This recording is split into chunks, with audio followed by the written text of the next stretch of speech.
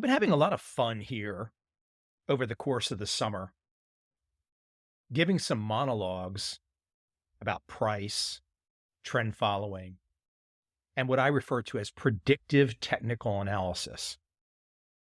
Now, predictive technical analysis can mean anything from chart reading, support and resistance, Elliott wave, Fibonacci, candlesticks, and any other bullshit you can dream up. And some people don't like it when I use bad words in this podcast, so I will try to do better. But occasionally, given my baseball background, a sports background, the F-bombs will appear. But when I talk about technical analysis, when I talk about predictive technical analysis, including all these so-called approaches that I just mentioned, boy, do they come out of the woodwork. The haters come out of the woodwork. Because people realize I have a voice. I have a strong voice. I have a very well-researched voice. A lot of people trust me. So when I say certain things, I back it up. Now, if you're a proponent of candlestick trading, or chart reading, or Fibonacci, or Elliott wave, the last thing you want is Michael Covel saying that your world is bullshit. So invariably, if I do say that bullshit, invariably those people will come after me. You know, that's how it works in this world, right? I mean, you can't pay too much attention to them. It makes for useful content. It makes for useful discussion. It makes for a useful example to show people that really want to learn how to get there. Because when I look at this predictive technical analysis, I see two camps in it. One camp is the purveyors, the people that push the nonsense. They know they have no proof. They don't care. This is Wall Street, baby. There are suckers born every minute who will believe everything. So if you tell somebody that you've got a wonderful system trading 5-minute bars using Elliott wave synthesized with Fibonacci, some good people will believe that. And that gets to the other side, the people that believe in predictive technical analysis. What I would call good people who just don't know any better. They bought a book. They heard somebody on the internet. It sounded good. So they bought into it. And then finally, somehow or another, they make it to my doorstep. And one of two things happens. They either fold and go, damn it, I wasted a lot of time. It's nice to meet you, Mike. Or they fight. Think about how terrible it must be that if you actually believe you're going to trade Elliott wave on 5-minute bars and or whatever other nonsense that encompasses predictive TA. Today, I want to give an example to really get you into the thinking of why trend following works and why predictive TA, predictive technical analysis, doesn't work. First, let me start with a quote from David Harding of Winton Capital. David is a trend following trader with a track record that goes back a hell of a long time. If I'm not mistaken from memory, he started his firm with client money of around $5 million in the late 90s. I doubt it was all his money, but that's a very small amount of money to start a trading firm with. I believe David's assets under management got up to at least 30 billion in the last 10 years. And David has become a billionaire himself. So what I would call as an average smart guy, absolutely not taking anything away. David's definitely a smart guy, but he's a guy who did it. He's just a smart guy who did it. Here's the quote from David. If you put in stops and run your profits and trade randomly, you make money. And if you put in targets and no stops and you trade randomly, you lose money. The key thing there is the word target in the second half of the sentence. Because I think most of us, or most of us should understand that if you have stops and you let your profits run on and you trade randomly, you can make money because the stops will get you out of markets that are going nowhere. And the markets that you just selected randomly, if you let them run on, if you let the profits run on, you can make money. Now, I know that might sound for the uninitiated, what in the hell? There's no way that's possible. Just trust me, it's possible. If you go down the rabbit hole, for example, reading my 5th edition of Trend Following, you'll find out that it's true.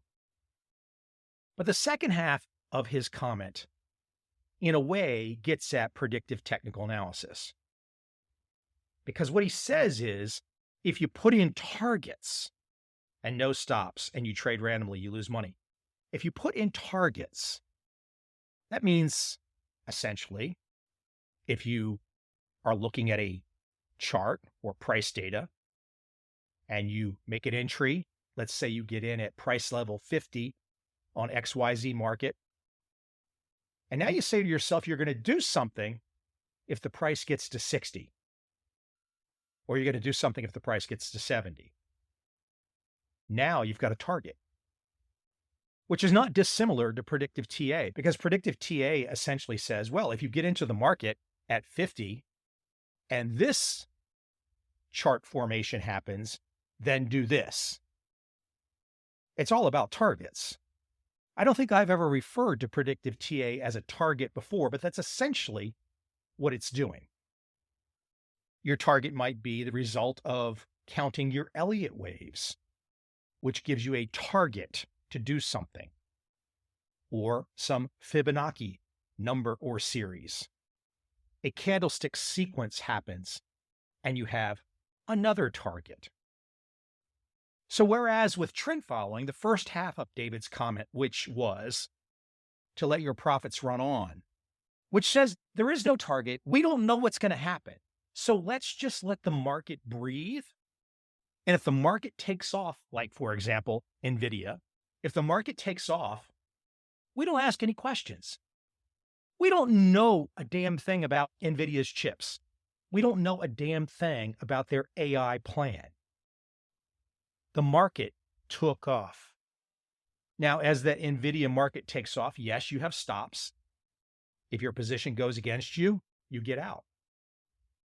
But if it doesn't go against you, you don't have a target. You're not waiting for some predetermined profit level to exit. You're not waiting for a particular chart pattern to happen to exit. You're not waiting for a candlestick, whatever, to happen to exit. You're just along for the ride and you're not fighting it. You're just living with it. You're rolling with it. As Tom Basso says, you're enjoying the ride. As Bill Dunn says, just ride that bucking bronco. That's what we do. Now, here's where I want to take it to another level of the discussion, which is the idea of testing, which is what none of the critics of me, when I criticize predictive TA, none of the critics ever bring the proof when I bring the criticism because they can't. How in the hell are you supposed to test any of this stuff over a diversified tracking portfolio? So if the market moves this far, I'm going to do this. Okay, I got in at 50, it went to 60. I have a profit target at 60, I'm getting out. When do you get back in? Oh, I'll have another rule for that. Can you see how quickly you can get this rule set that goes on forever? So I'm not saying you can't test your TA creativity, your predictive TA. I'm not saying you can't test it. I'm just saying it's bullshit. And that causes a lot of people a lot of problems. But with trend following, when you're simply reacting to the price movements with a very robust parameter set, it's no big deal. You can code that. You can write that up. You can do it on a piece of paper with a calculator. Guys like Kevin Bruce in my film Broke did that. By the way, if you've not seen my film Broke, yeah, it's not exactly made yesterday, but when I made it, it was intended to be timeless. So the comments that you will find in my film Broke are timeless. But yeah, Kevin Bruce, he worked at a gas station using an HP calculator, I think an HP 12C, to do his calculations for trend following. John Henry, the owner of the Boston Red Sox and the Liverpool football team, his firm used Lotus 123 and Excel. Yeah, of course, today there are other software packages out there like TradeStation, Wealth Lab, Metastock, many more than I know or I can count. But as a side tangent, don't let yourself fall into the mental masturbation trap of testing and over-testing and over-optimizing. This is about a robust approach over a diversified group of tracking markets. It's not about some finely tuned coding that no one else is using. Meaning ultimately trend following is trend following is trend following. That's the whole point of my world. If you are truly a trend following trader, you're going to have similar performance. Now, some traders, they might have a different tracking portfolio. They might trade a different group of markets.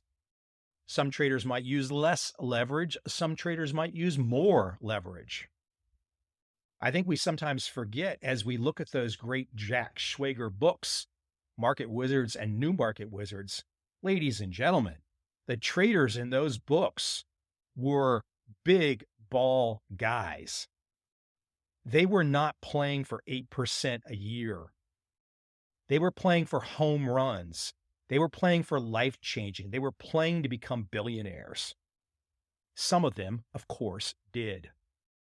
But it's something to keep in mind with the modern world of the modern Wall Street trade, the mutual fund that everyone trades with the exact same markets and the exact same buy and hope strategy.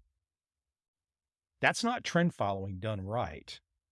Trend following done right has drawdowns, just like buy and hold has drawdowns. Now, we might not have seen those drawdowns for a long time in buy and hold, but they sure as hell happen. And when they happen, they can stay down for a long time. Now, it's typically, across history, very difficult for trend following to stay down for a long time. And that's not just my words. You can see that if you test trend following systems, and you can see that in professional trend following trading data, which is pretty easily accessible. And if you're curious about that, you're going to find, again, in my book, Trend Following, especially the 5th edition, you're going to find ways that you can go down that rabbit hole of verifying my words through looking at professional trading data of professional trend following traders. And if you don't like that word professional, I'm sorry. I have to define these people, these traders. But it doesn't make a difference if you're not professional. The point is the damn data.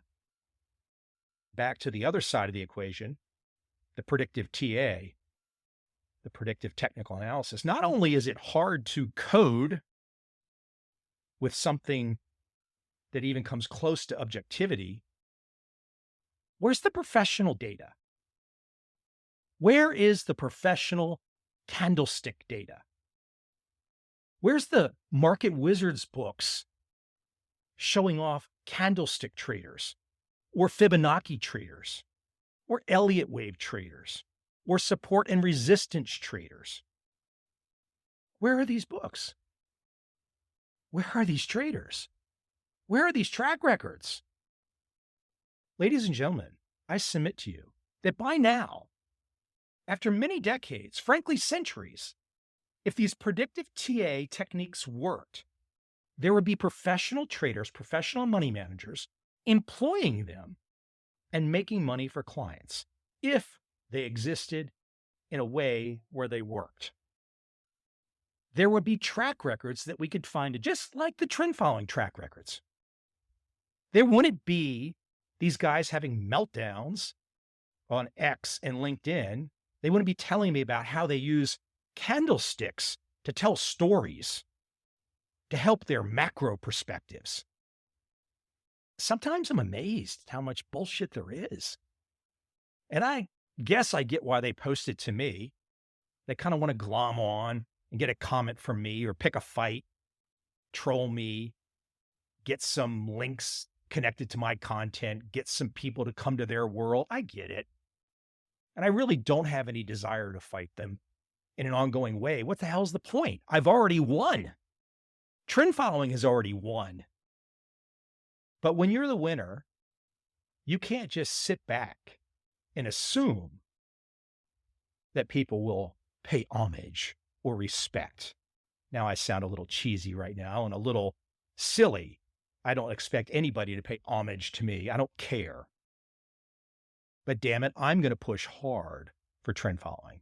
And I'm going to push hard to rip these other strategies that are clearly scams, clearly nonsense, just to fool good people. So why don't you help me?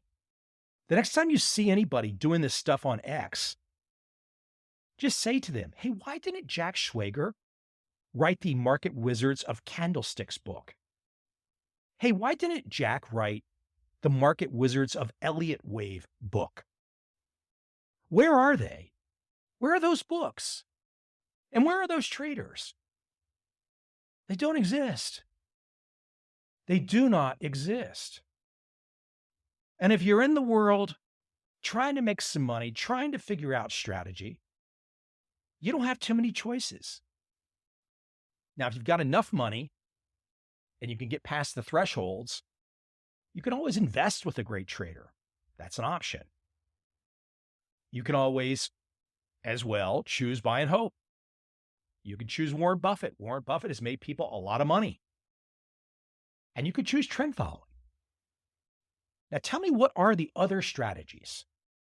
Yes, I'm not going to deny that there could be some autist, some brilliant dude somewhere in Zurich or somewhere in his basement in middle America making a fortune with some unique strategy that has him glued to the screen, and he found some edge that's not really repeatable for the rest of the world, but is repeatable for him in this moment in time. I'm not going to deny that that exists. However, trend following is something for everyone. Trend following will always give you the opportunity. And one of the reasons it gives you the opportunity in this zero-sum game of trading is because all the scams exist. All the nonsense exists. And the zero-sum game of trading, the winners take from the losers. I'm really not trying to stop people from trading this way because they're useful. Their money comes to us.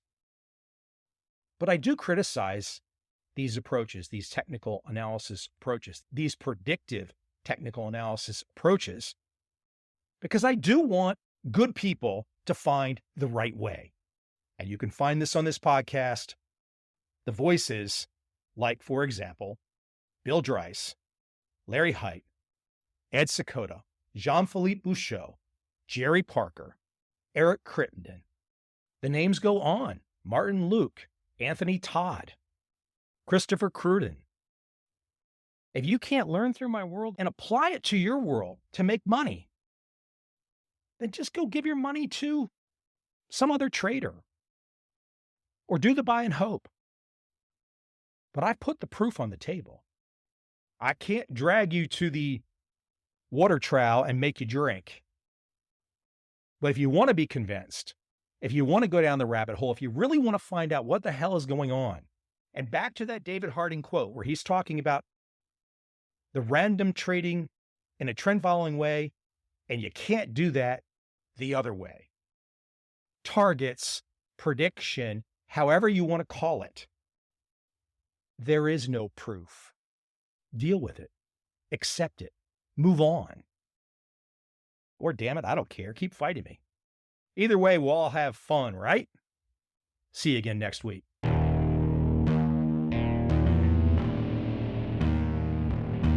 I see a time when those awake will understand how to make money in up, down, and surprise markets. Whether new trader or experienced, college student or financial advisor, protecting against a crash or just trying to make a lot of money, trend following offers everyone an answer in uncertain times. To get started immediately, send me an email, michael@covel.com.